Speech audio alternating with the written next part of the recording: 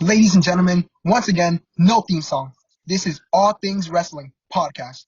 ATW starts right now.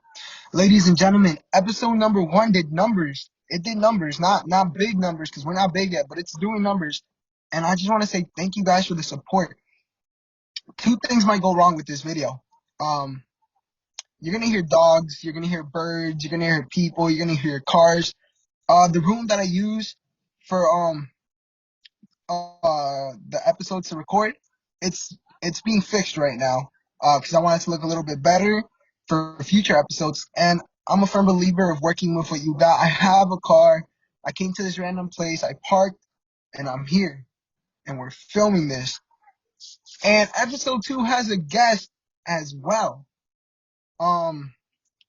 This man, he's had some crazy matches. I've seen some of his matches live and in person. Ladies and gentlemen, without further ado, please welcome Lance Anoai. Lance, what's up, man? Can you hear me?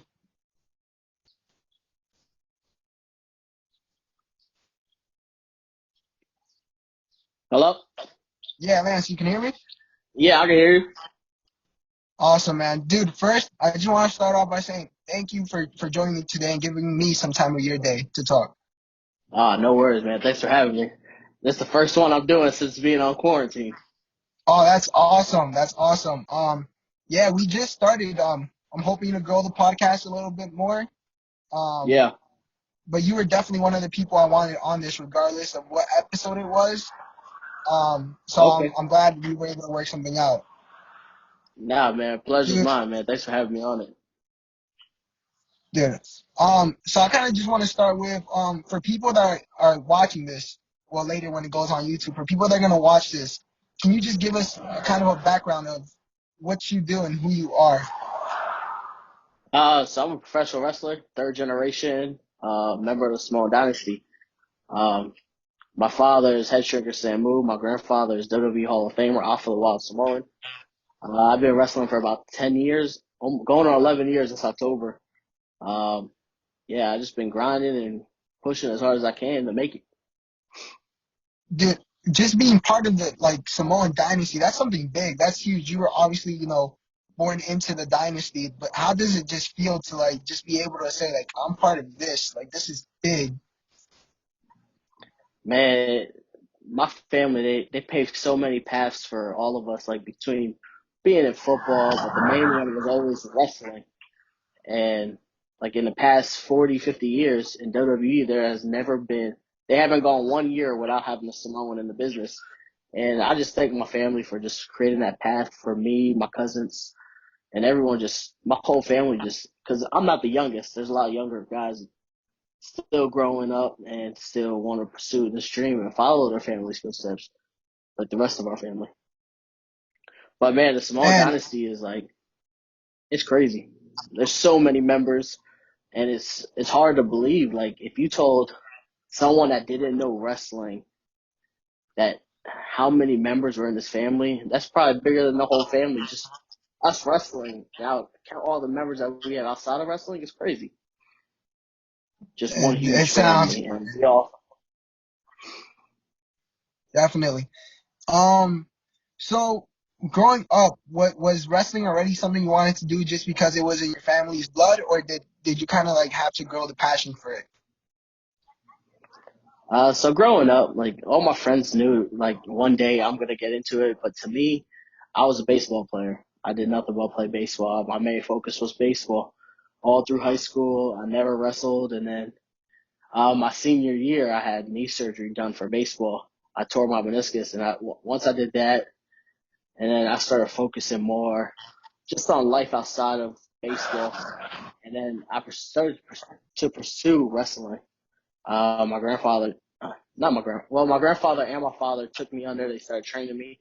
They were a little upset that I wanted to wrestle, but it's something that after a little while, I started getting the itch, and I just wanted to live that dream also. And just because you've wrestled so many matches, obviously in the past years, how how is the independent scene? Like, is it How is the traveling schedule, the booking part of it, getting yourself to places? Man, it's crazy. Um,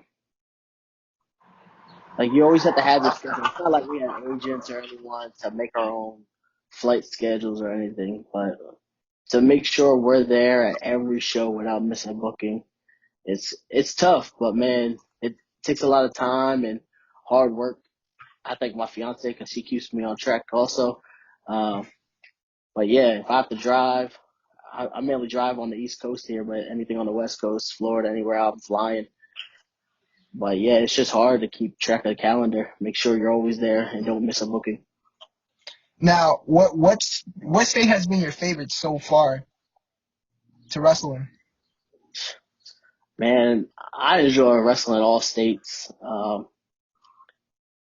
I have to say either Florida. See, I like the heat. Some reason I live in Pennsylvania Yeah. and I love the heat, so I got to wrestle in Florida, Houston. But my one of my favorite ones is definitely when I wrestle out in Hawaii.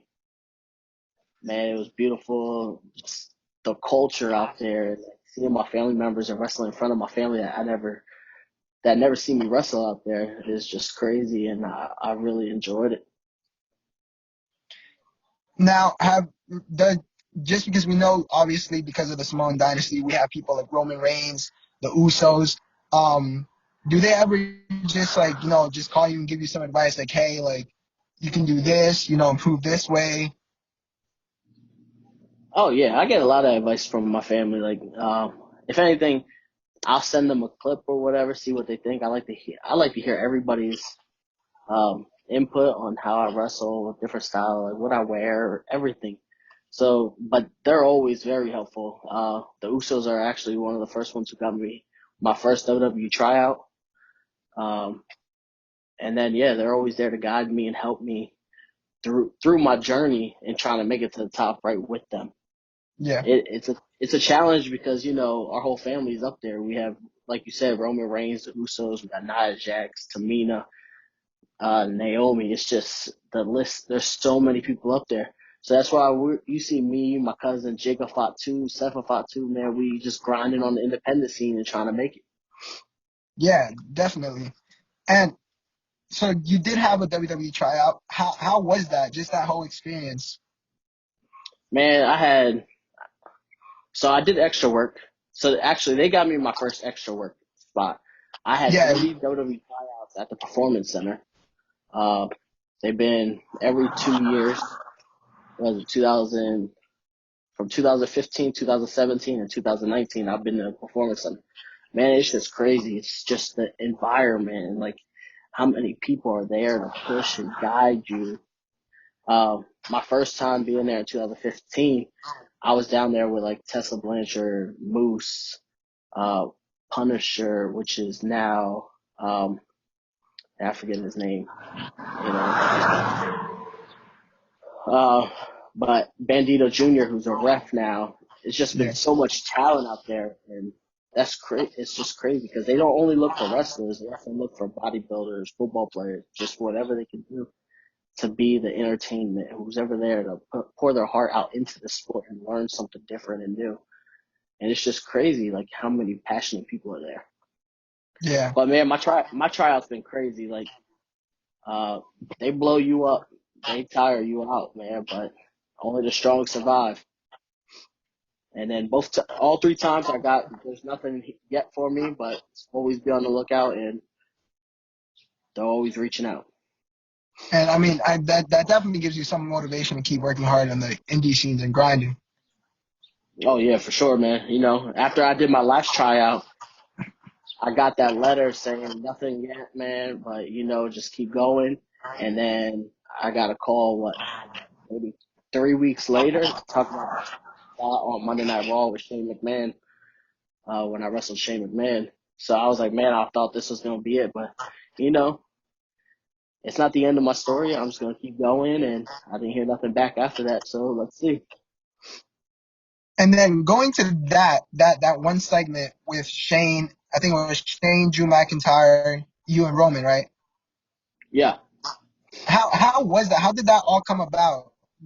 like to the from the phone call to getting there to backstage? How was that whole experience?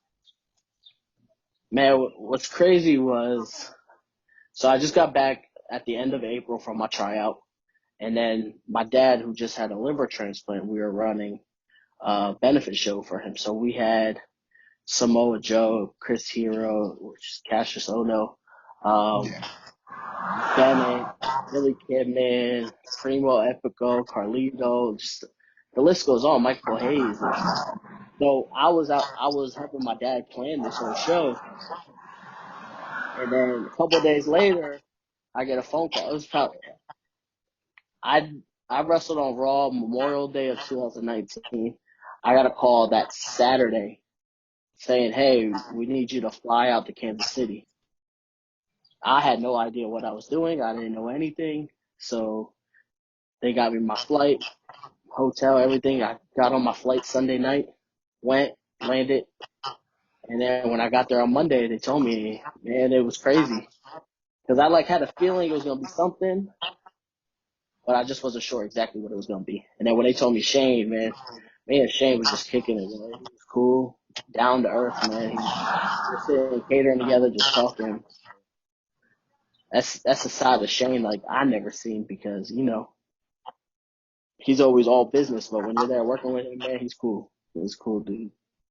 that must have been an awesome experience. Did that just that segment? Because I feel like it was just a big segment, like you and Roman side to side, Shane on the other side. Did that gain any attention for you, like booking wise? Like, did more people start, trying to book you after that segment? Um, Here and there, kind of. I don't know. It's just because I'm pretty booked every weekend, so it's kind of hard to say. Yeah, I got new company. I wrestle ever since then. I have wrestled for a lot newer companies, so I would Yeah. say yes, it did help. But I have a lot more. Like what people seen on Raw, man, that wasn't really nothing. What I got, I have a lot more in the tank, and I could definitely show a lot more if I just had the time to do it. Yeah, and then there is one match I watched of yours. I mean, I've watched plenty. I've actually been to some shows where you've performed, but there was one match I watched online. I think it was with Sean Legend, is the name? Okay, yeah, Sean Legend down in it. We did that in Southern Honor Yeah. in Georgia. D- Yeah, What happened there with the finish was because I know I saw the ref. He told Sean something, and then he told you something. And he just like left, kind of like if he messed up. Was that planned or? man. So the whole idea, well, we had a green ref. A green ref is like someone that's new. So when we were going over our finish at the end, we told him what it was, and he was looking for that spot, but we ran short on time. So our time got cut short, and we switched the finish in the ring. So he didn't think it was the finish, so he stopped. But and then when we got to the back, we told him, man, just treat every pin like it's a finish because you never know what we're doing. Like Yeah, just because that's all we go over, don't mean that's how it's going to end up. yeah, and just So just in general yeah, for people watching this, what if there is a match on YouTube or just even out there for promotions, what match would you want people to watch that you would think has been your best match so far? man, I had so many matches. It's crazy. Like I'm not a big social media. Like I am big on social media, but I have to post more videos on YouTube of my matches. I don't Yeah, have a lot of them are older. Um, it's just hard with the traveling and not being able to get the footage and all. But man, I went to battle at ROH superstar Dan Moff. Man, we had plenty of hard fought action for 2 years. I feuded with him. Uh, Definitely one that I really enjoyed was that's on YouTube is myself versus Jonathan Gresham. I think we tore it down in Harrisburg, Pennsylvania, and just learning from him just in the match, he just broke every little piece down to me and made me understand why he does every little move. And I just learned so much, and I think it was a very technical and hard fought match between me and him. definitely. So we know. Well, is your goal eventually to get to the WWE? With all the other big names, Tamina and the Usos. Is that the goal right now? Man, that is the goal, honestly. Man, I love doing this independently. I love wherever I can make it, like MLW. But man, WWE is the goal. That is where I want to make it. I want my kids to see me on TV wrestle. I just want to be, I just want to be somebody that kids can look up to and want to be just like. Dude, I definitely think there's already people looking up to you. Um, with that being said, let's just say there was another company that wanted to sign you. Would you take that signing, or would you wait for the call from WWE? Like, for example, if maybe Ring of Honor or AEW wanted to sign you for a little bit, would you take that, or would you just want to wait for WWE to kind of give you the call saying, we have something for you now? Well, one, I think it would come down not even down to the money, honestly. I think I would personally like either contact WWE and see if they have anything in so like say Ring of Honor wanted to sign me for 2 years, or I would ask WWE if they have me in mind for anything in like 2 years. See if there's any possibility of me. If not, then maybe I'll consider signing it. Maybe not. I don't know, honestly. But I would always check with WWE just to make sure because I don't want to sign with somebody and then all of a sudden they were interested. Yeah, definitely. Dude, how, we're living in crazy times right now, very unexpected. How has this quarantine, because just before you had said that you're booked easily for the weekends, how did this quarantine kind of mess up the future bookings that you had when we went on lockdown? Man, this thing ruined life.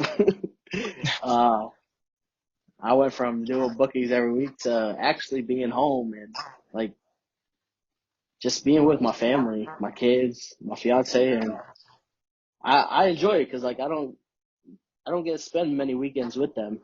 So my daughter was always at school, but now she don't have school, and now we're just here as a family, and hopefully everything gets picked right back up where we left off. And but as of now, man, bookings. I got what 1, 2 in June because everyone else is afraid. And let's see if they stay on because we've just been getting canceled every week. Yeah, definitely. Just like mentally, has this quarantine like taken a toll on you? Uh, no. Well, yeah, it made me miss wrestling a lot. Like, I love it, but it finally like let my body relax. Like I'm not taking bumps. I'm not doing these crazy dives or whatever. My body's actually like thanking me for such a big break. And I think a lot of us in the wrestling business, a lot of us could use this because, like I said, you're building your family, the strength in your family all together, being there with them finally. But man, I can't wait to get back out there. I'll tell you that. And how are you keeping yourself, healthy, with the training and all that? Because we will return back to normal hopefully soon, and you will have to get back in that ring. How are you getting your body to still remember, like, hey, I have to take bumps eventually. I need to stay healthy. What are you doing to keep yourself healthy? Man, I had a friend of mine. I didn't own a treadmill or whatever. I had a friend of mine uh, who offered to give me a treadmill. So now I have a treadmill in my garage. I got a Bowflex machine. And yeah, man, just trying to stay as healthy as possible. It's kind of hard being in these times. I still like my box of pizza here and there, but it's even hard to even get that because I don't even want to order out from anywhere. Yeah, I'm definitely. I just playing understand you there. me and my whole family. And then this one is obviously a kind of just a question for you. What are your thoughts on Roman kind of not wanting to wrestle? Everyone's like on his side, but then you hear the people that like to criticize, like you're a big star, you should be helping your company. What are your thoughts on the whole situation with Roman? Man, he gotta do what he gotta do for his family. Like he said, man, he just had twins a couple weeks ago. And I know how I am. I don't even want to really leave the house because I don't want to bring back anything, get my kids sick or my fiance sick. I don't want to get nobody sick. So him with he already has what 5 kids. He's just trying to play it safe and make sure everyone's healthy because, and plus he's at high risk. Even though he didn't say it's because of him, it's more because of the family. But I think he's being protected on him and his family, and I back him up 100% no matter what, man. With that being said, just the state of both WWE and AEW, do you agree with them still running shows under the conditions that we're living in now? Uh, yeah, I do. Like, it's a company. They're it's different that they were doing it in front of fans, which they're not. I hear they do test, make sure no one has the virus before they even go out there or any symptoms. So as long as they're being precaution about it, and I wish we could all do it, but independence, you make your money off the crowd, and that's what we need. But if independent could run it, man, I bet you they would. Definitely. So besides besides wrestling, do you kind of have any other projects you're working on? Um, I did a couple of years ago. I did a short film, horror film with Gene Snitsky. Um, it was actually one of my first acting. I got my makeup done. It was a horror movie, and that just finally released. It's called 100 Acres of Hell. Um, that was pretty cool. It's something I do want to try to get into more spot though. Uh, I got contacted to do, um, dang, I forget the one show, but they wanted me to go out to California. But unfortunately, I couldn't make it with my whole wrestling schedule, so I had to pass that up. And that was a big Netflix show. Um, but yeah, as a wrestling man, that's really the only thing I have. Uh, like I said, man, we're all about family. I, I'm just with my family. I see my dad, my parents, everybody. Um, but yeah, wrestling is my number one goal. With that being said, with wrestling being your number one goal, when do you see that point where you have to hang up the boots and no longer be able to do it? Um, so a lot of people, there's some people that hang it up early. There's some people that like. I think now it's starting to be where people are being smarter about their bodies. Like they're not like Terry Funk who wrestled into the 60s or you know what I mean? Like Yeah, even football players, they're not playing as long as they could be. They want to be able to say their body. So once I feel my body giving out on me or slowly feel a difference, I think that's when I would finally hang them up or because I don't want to be 50 years old in a wheelchair, hard to walk, man. I would want to be with my kids or even by then my grandkids or whoever. It's just I don't I don't want to be banged up. yeah, definitely. Um, just last month, WWE released a bunch of people. Um, who out of the people that got released, I think it was Drake, Rusev, EC3, a few people, Zack Ryder. Out of those people that got released, who's someone that now that they're able to go into the independency, you would want to work with? Man, for sure, Rusev. Rusev is definitely one of the guys I would love to work. He was trained by my uncle in Gangrel out in California. And it's just to learn from him, his big style. He's not a big guy, but he's a big guy, if that makes any Yeah, sense. yeah. Uh, but yeah, that's for sure. Definitely one I would want to get in there. I'm trying to think who else all got released. Um, I think it was Drake, Leo, uh, see, Kurt I wrestled Hawkins. Leo. How was that? He was on our first episode. How was wrestling Yeah, Leo? man, me and Leo, we did like a tour in North Carolina. So we got to work each other a couple times and then we wrestled another tour in West Virginia. Man, he was a young, he was just starting maybe like a year and a half in, not even. And man, he's just very well, like he listens well and pays attention and knows the stuff. Like him being an amateur wrestler, man, he's very technical and very fast. Yeah, definitely. It was kind of sad to see him get released. I thought there was more in him in WWE, but everything happens for a reason. Exactly, man. And it ain't over for him for sure. There's a lot there's a lot of wrestling out there right now, and I'm Well, sure I he's don't. just gonna be out there tearing it up. Well, yeah, I don't know if you saw what he said, but I think he said he's done with wrestling. Hopefully, that's not true. Yeah, man, we can all say we're done with wrestling. You always get that itch right back, but man, I'm Definitely, happy for him. His whole rap. Listened to his album recently the other day, and man, the sky's the limit for him. He's young. He can do whatever he wants, man. And God bless him, man. definitely. Now, I had a question I wanted to ask you. I asked Leo the same question. So you've been in the independent scenes, and you've also done extra work for WWE. The crowd, how different is it, and does it really affect you in a way? Like, does it affect your wrestling? Does it affect like your mindset? Um, no, it don't affect me when the extra work I've done or the matches I've done with on Raw, SmackDown, NXT. I felt like I paid attention to the crowd, but I kind of like set my mind to like basically like where I'm at, where I'm comfortable, which is the independent scene. Being comfortable with the crowd, and so in my head, I believe, man, if I could do it here, I could do it anywhere. So, and then wrestling in front of WWE is like going on the independent, man. If there's a crowd of 5,000, it's a big crowd for independents. And just wrestling on Raw, it's like, man, this ain't nothing. I could go out here, I could tear it up. Ain't nothing gonna stop me. I don't know. It's just,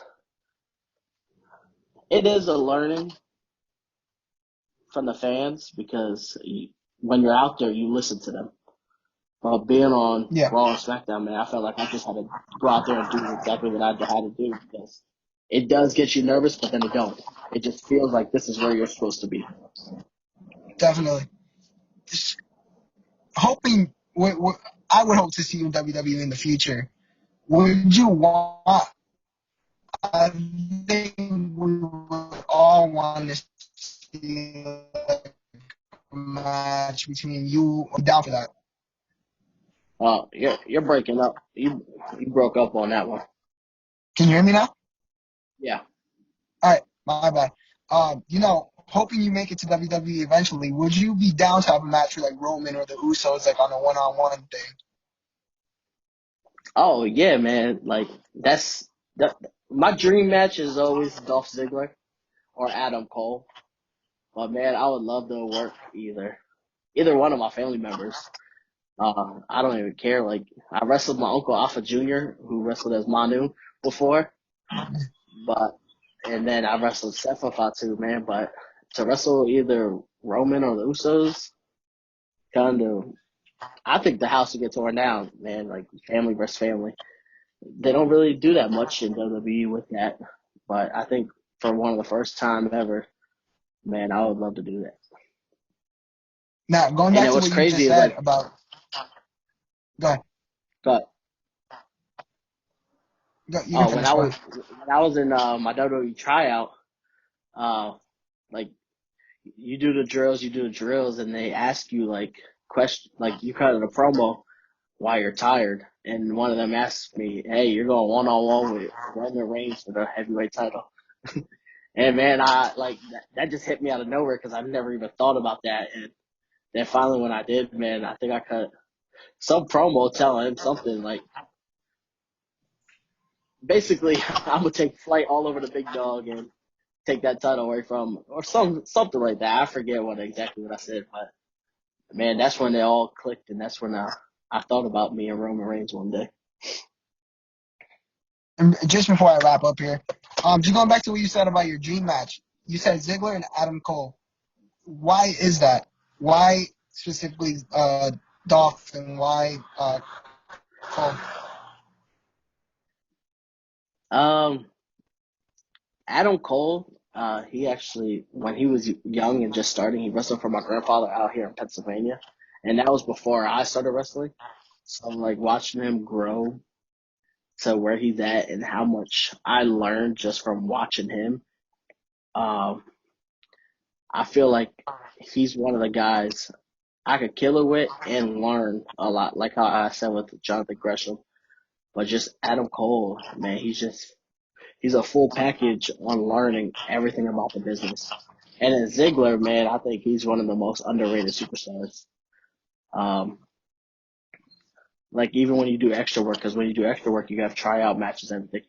Man, Ziggler is the one guy that is always there watching every match. And if you have a question for him, you could go ask him. He critique it. He just enjoys watching those because he remembers when he was there, and like just to hear how comfortable he is, and he knows the steps that we're trying to make, and he's there to help you. And I feel like he could be a huge help for me in the business. Definitely. Um, growing up, besides your family, obviously a big family that there was already people in the wrestling business. Besides them, who was someone you looked up to growing up, wrestling wise? Man, Jeff Hardy was always my favorite. Uh, just being a crazy kid, running around. I was very athletic, jumping on trampolines, everything. Man, just the high flying, the risk he took. That's just someone I always want to be, and that's why I think I'm a big guy, but I still try to move for my size. Um, but yeah, I definitely looked up to Jeff Hardy. Now I know in the independent scene, there's you'll wrestle where they tell you whether it's like an outside event or indoors. Does wrestling outside ever really affect you in any way, or is it just the same thing? It's pretty much the same thing. I enjoy either one. Like I said, when I wrestled in Hawaii, that was outdoors, man. And the bad part is it started raining in the middle of my match, and we were doing like a high flying match, so we had to stay off the ropes because they were slippery. So we all changed it up. That's the only thing that really changes. I wrestled in 100-degree weather. The mats were hot, taking a bump, so I tried to take as least bumps as possible. It's, but man, I still put out 110% in there.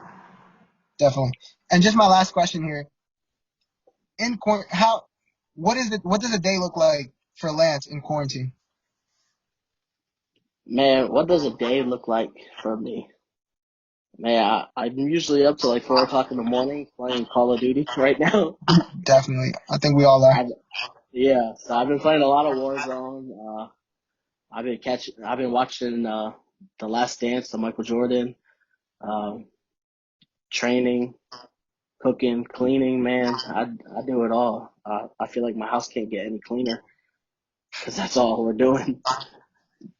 But yeah, man, it's just always checking in on my family, make sure everyone's good. Even my cousins, like I text them all the time, the Usos, Roman, just to make sure everybody's good. Because any day, man, this quarantine could hit somebody, or the COVID-19 could hit anybody, and I just want to make sure my family's good and set. Definitely. Lance, it's been a pleasure talking to you, man. And like I said earlier, thank you for giving us time out of your day. It's been a pleasure, dude. Oh no, pleasure's mine, man. Thank you, I appreciate it. Thank you, Lance. Yep, have a good one. You too. Thanks.